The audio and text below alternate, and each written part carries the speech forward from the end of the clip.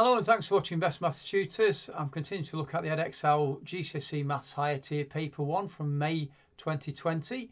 And this is question 4, and it's a question about congruent triangles. So in this question we've got 4 triangles, and it says that 2 of these triangles are congruent, and we've got to write down the letters of these 2 triangles. When we say that something's congruent, what it means is it's the same shape and size. So really what we're looking for is 2 triangles within these 4 that have the same shape and size. To show that triangles have the same shape and size, there's several conditions we can show that would prove it. So the first condition for congruence is ASA, which stands for angle, side, angle.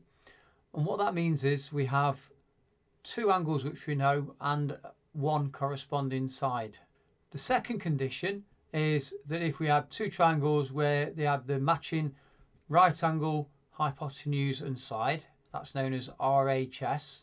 So it could be something like this. Let's imagine we've got 2 right angled triangles, and if we were told that the hypotenuse, which is this length here, if we were told, for example, that was 10 in that one, and also the hypotenuse was 10 centimeters in this one, and if we knew one other side in this, so let's say it could be either this side or this side, we'll say this one, if that was the same as that one, so if they were both 5, what we'd be saying was that these are in fact congruent triangles.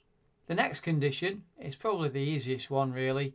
It's side, side, side. So for example, if these 2 triangles were congruent and we wanted to show it using this condition, if that was, we'll say if that was 6, that was 5, and that was 4, and this one also had sides which were 5 and 4, then they would be congruent. So finally what we have is what's called SAS. Sounds the most exciting of the rules. That's when we've got a side, an included angle, and a side which is the same in both triangles. So by the included angle, what I mean is I've got one side and then I've got another side, and so let's say I know this side is 5, this one is 6, and I'd be talking about this angle here. So I'll be saying, for example, that might be 40 degrees, and then let's say I've got another triangle, so I'm going to draw this. Doesn't matter that it's a different way up, but let's say I've got another triangle here, and we'll say this is 40 degrees, so we'll say that's 5, and we'll say that's 6.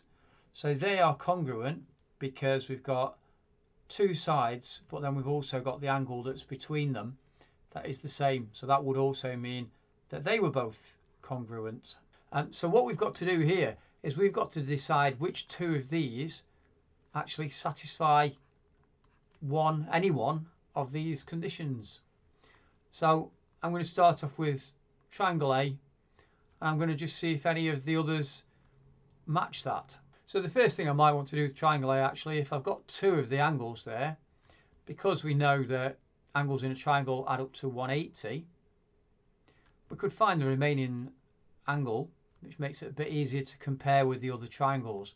So if I add the 55 and the 45 together, then what I will get is 100 when I carry the 1 there. So I'll get 100.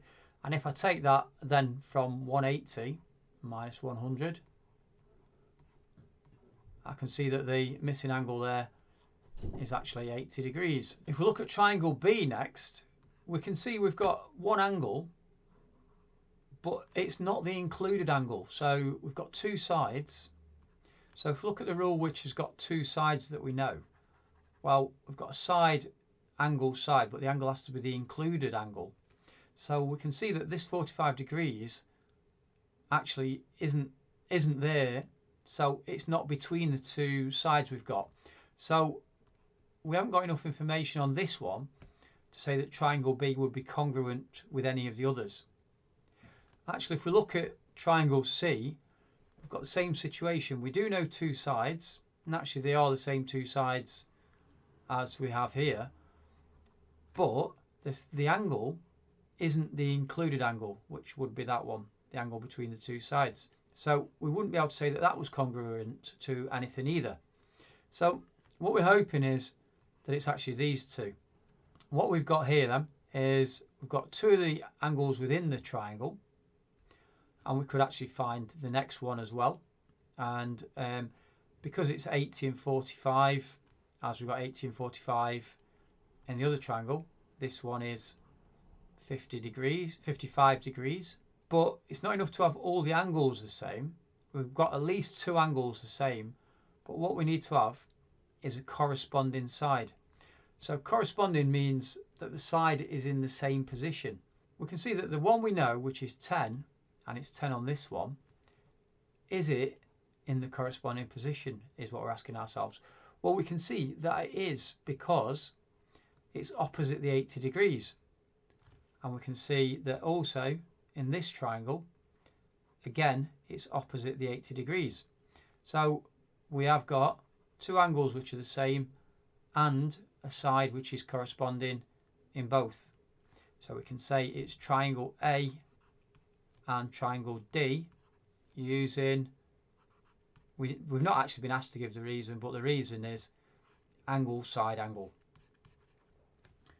So I hope that's been helpful to you, and if it has, please consider giving our video a thumbs up and subscribing to our channel. Thanks for watching.